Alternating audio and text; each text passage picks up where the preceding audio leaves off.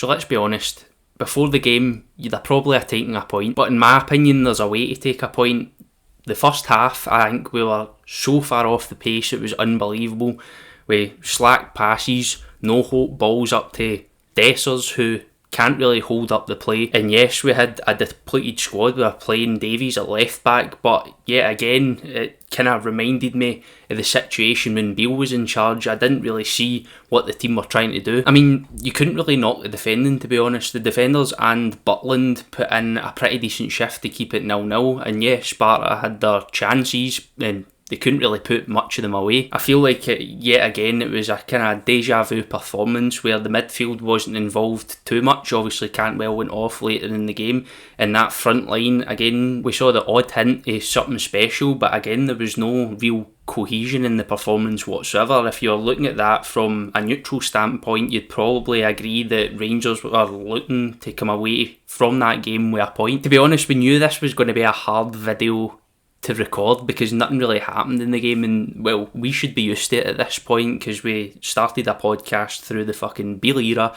which when you come away for each game you didn't really have many talking points about most of the games anyway. And to go back to the start of the video, yes, I'd 100% have taken a point, but again, you still want to see those little elements of progression game by game. Yes, it's only Clement's second game, but I'd like to have seen the players again try and prove a point by upping the tempo, not giving the ball away so easily, show that they're actually working on those mistakes that they've been having throughout the season so far. But it just seemed to me that all we wanted to do during that game was not concede. And yes, we did it, but we still can't put two decent halves of football together. As I said, the first half we were way off it, second half we come out alright, start the second half, and then obviously the last 15 minutes we kind of got a glimpse of the Rangers we wanted to see throughout the first period of the game. And to be honest, when I actually think about the game, I kind of expected that. I kind of expected us to come out the gate really, really quickly, and obviously because how weak our bench were, I expected later on in the game for us to start to die off, but it seemed to be the complete opposite. It's one of the games where I can't really handpick a couple of players to say, you know, this player done really well or this player done quite poor. Obviously, other than Butland, who again pulled off two absolutely class saves. Without him in goal, we'd have probably conceded about 2 or 3 really early on. The only player I could say yet again had a really poor game was Dessers. I mean, the hold-up play is pretty much non-existent. When you're playing in the centre and you're that striker, at times you will be isolated.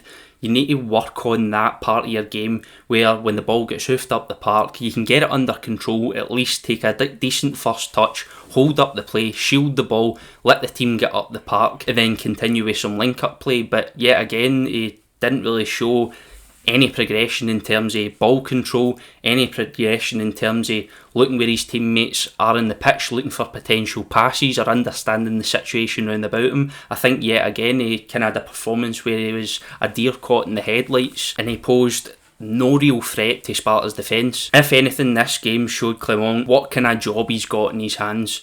Again, there are players throughout that team who are slowing the game down, who are breaking down the pace, and it's going to be a massive, massive job to get a tune out of those players. But, yet again, it's a point, we take it, and we move on. And now over to our Specky correspondent who's been scrolling through Twitter, trying to see what you lot have to say about the game. Who the fuck's he gone, Specky? I've took that one to heart. Get rid of the bastard and things. Anyway, straight after the game, onto Twitter, see what the verdict was by the fans, kind of know what it's going to be. It was a rather mediocre performance, to say the least.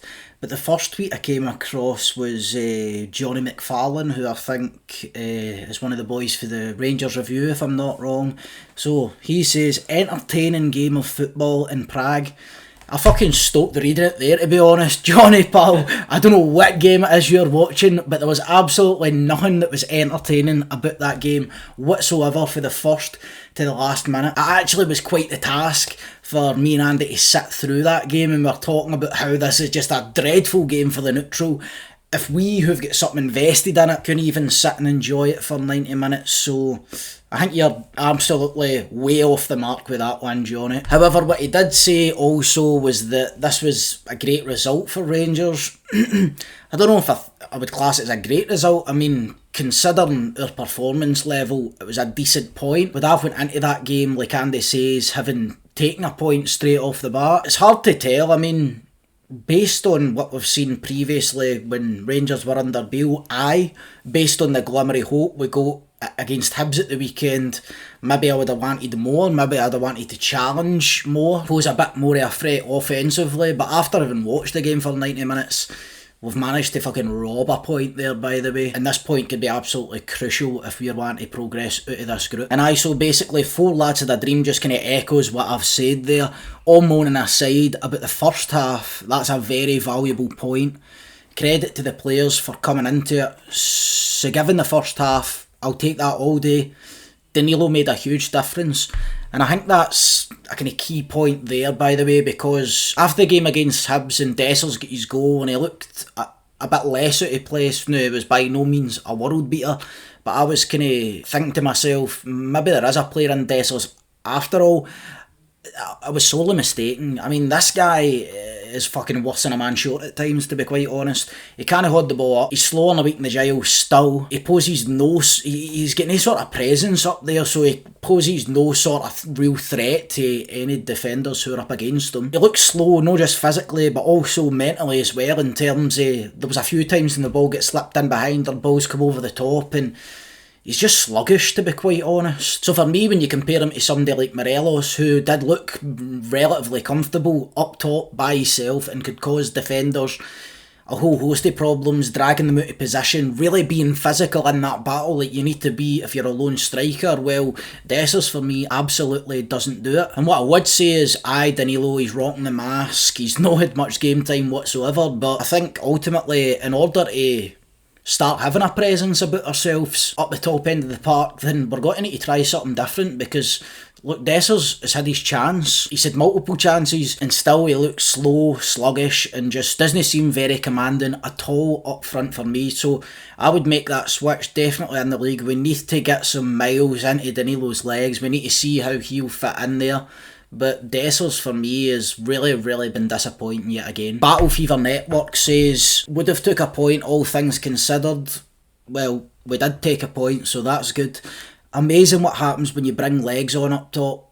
Again, another thing that was different the night for the week compared to the weekend was that we dropped Scott Wright and brought on Cantwell, who did look like one of our only threats at times, but again, sometimes he's sort of dribbling from wide right to wide left and there's nothing really coming at it, to be honest, and he's almost like trying to force things by himself because there's very limited options in front of him. I mean, Dessers' movement off the ball's no there, there's no many people making runs. You can see that Cantwell's struggling to find the out balls. There was occasions where maybe he did play a wee 1-2 here and there, but all in all I think it was maybe the wrong decision by Clement to bring on Cantwell, who for me still looked a bit slow. I'd have maybe went with the pace of Scott Wright if he did think that we were going to be kind of hemmed in and pushed back into our own half by this team, and maybe use the pace of Scott Wright on the break. But I don't know if that just says something about how bad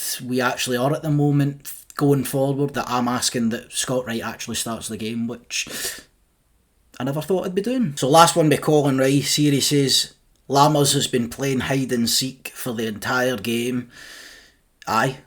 I mean, Lammers, he gets on the ball. Sometimes he moves it quite well when he's dribbling and it looks like he's quite technically gifted, but so often he's just really stifling our ability to go forward because he doesn't look so confident playing that forward moving pass. He always seems to turn back and away from the space when it's opened up to look for an easier pass perhaps, and it really just breaks down any sort of quick momentum that we might have gathered for going back to front. So Lammers for me, another one up there with Dessers, who has started most games this season yet is still leaving so much for to be desired, to be quite honest with you. All in all, result is decent. We stopped them for getting 3 points. We managed to nick a point ourselves away from home. It's an away European game, so perhaps I'm being a bit too critical. I would have liked to have seen more. I'll say on the positives, I think we defended it well at times.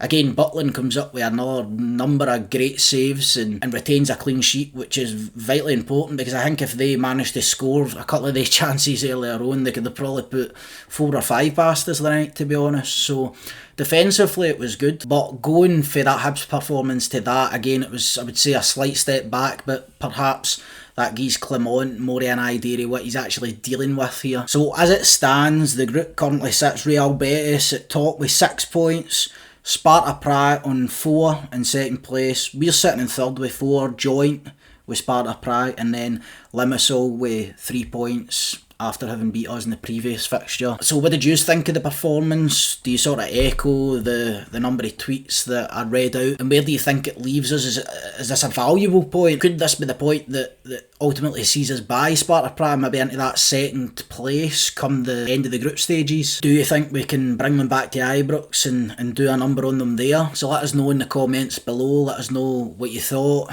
Who were the standout players tonight, if there were any? What have we got to do with this big fucking sluggish lump up top? So the fans have said their piece, I've said my piece. I'm going to hand you back to my correspondent Sam Lammers. So if you enjoyed the video, make sure to like and subscribe, and also remember we've got the YouTube memberships there for the BlueSea channel. It helps us invest more into the videos, put more energy and effort into the videos to bring the best quality content for you lot. The link to join that's down in the description, along with our social links, so hopefully we'll see you over there as well, and we'll see you next time.